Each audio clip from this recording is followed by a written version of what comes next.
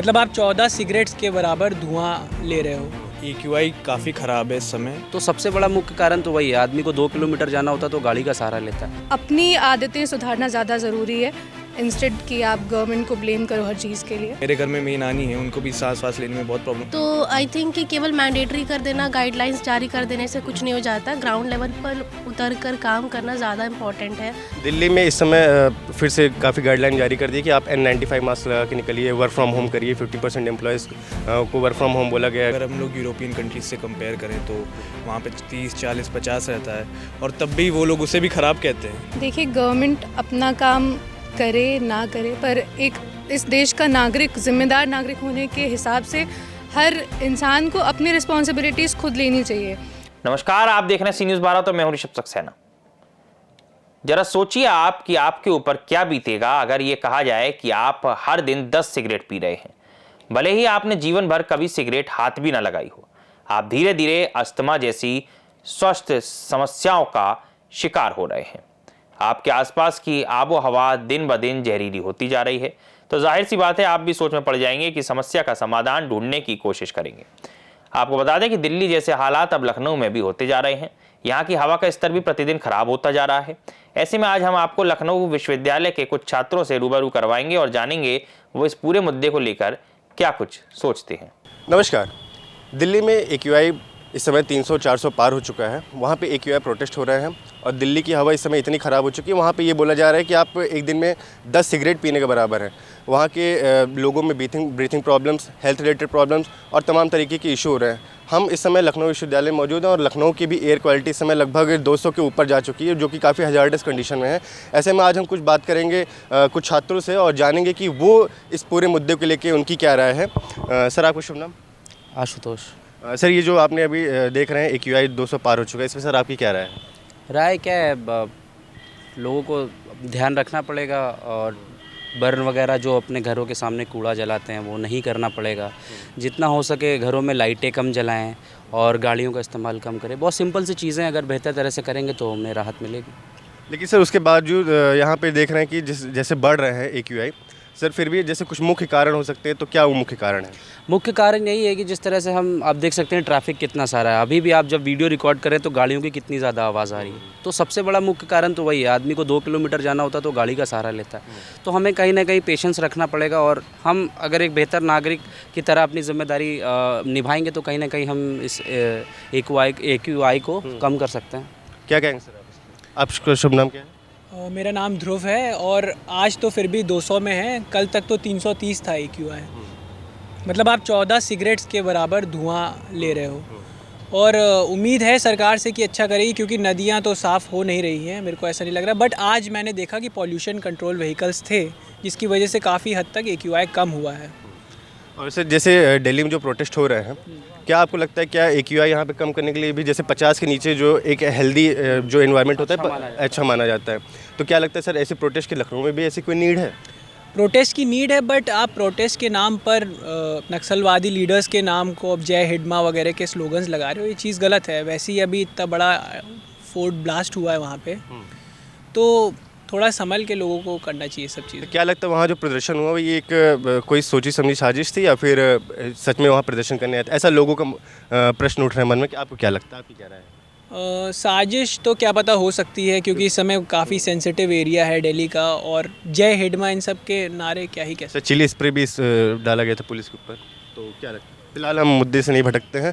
Sir, आप क्या कहेंगे इस पूरे मुद्दे को लेकर? EQI काफ़ी ख़राब है इस समय ऑब्वियसली। अब जैसे अगर हम लोग यूरोपियन कंट्रीज से कंपेयर करें तो वहाँ पे 30, 40, 50 रहता है, और तब भी वो लोग उसे भी ख़राब कहते हैं 30, 40, 50 में। तो यहाँ पे तो 300, 350 हो गया। फिर शादियाँ होती हैं इतनी, तंदूर, और लखनऊ है, तंदूर तो होगा ही। तो ये सब हम लोग को सिटी के अंदर पहले तो गैस लानी चाहिए, या तंदूर और ये वुड पे खाना नहीं बनाना चाहिए। फिर लोगों को, जो होमलेस पीपल हैं जितने भी हैं, वो सब आग पे अपने मतलब आग जलाते हैं।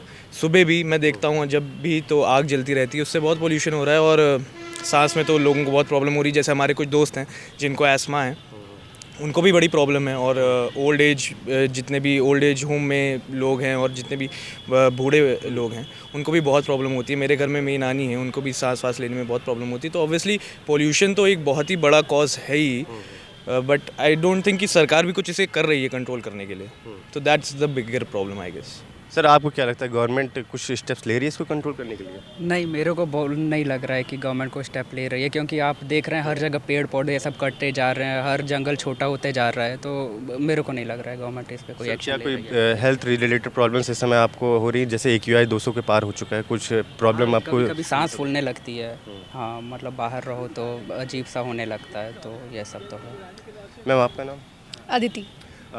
गवर्नमेंट को क्या मेजर्स लेने चाहिए, क्या स्टेप्स लेने चाहिए आपके अकॉर्डिंग? देखिए, गवर्नमेंट अपना काम करे ना करे, पर एक इस देश का नागरिक, जिम्मेदार नागरिक होने के हिसाब से हर इंसान को अपनी रिस्पॉन्सिबिलिटीज़ खुद लेनी चाहिए।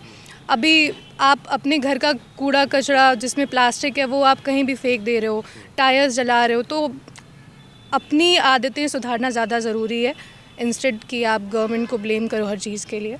तो अगर ये आम आदमी करने लगेगा तो शायद सिचुएशन और बेटर हो सकती है। दिल्ली में इस समय फिर से काफ़ी गाइडलाइन जारी कर दी है कि आप N95 मास्क लगा के निकलिए, वर्क फ्रॉम होम करिए। 50% एम्प्लॉयज़ को वर्क फ्रॉम होम बोला गया है गवर्नमेंट सेक्टर्स में और प्राइवेट सेक्टर्स में। क्या लगता है लखनऊ में भी या फिर जहाँ पे भी इक्वालिटी ख़राब हो रही है, क्या वहाँ पे भी ऐसे सिचुएशंस, ऐसे स्टेप्स की ज़रूरत है?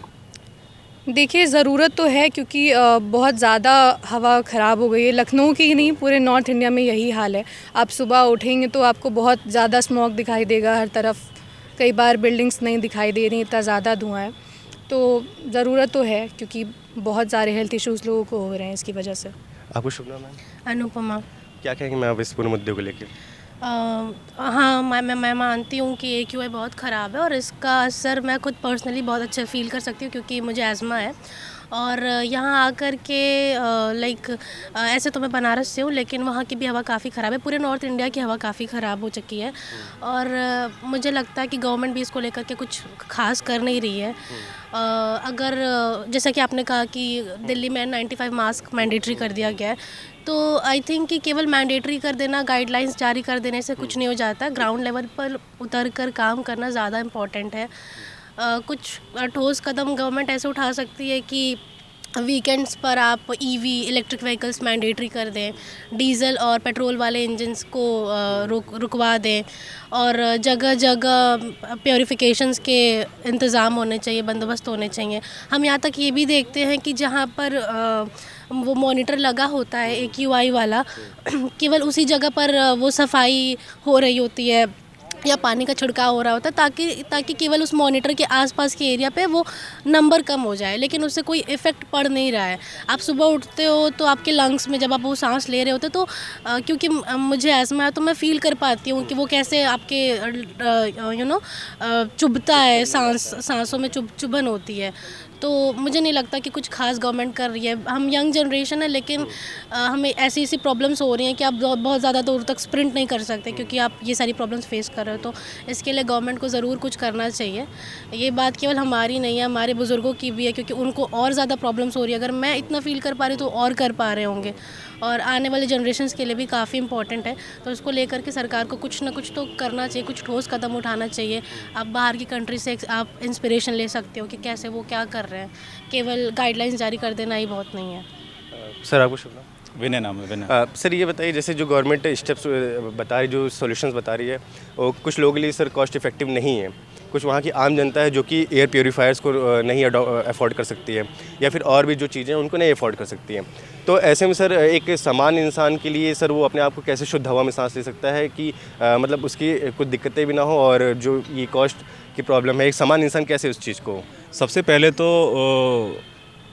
आपको खुद सावधानी बरतनी पड़ेगी। जैसे कि आप सुबह शाम निकलें और घरों में खिड़कियां बंद रखें, ज़्यादातर खिड़कियां बंद ही रखें, ताकि आपको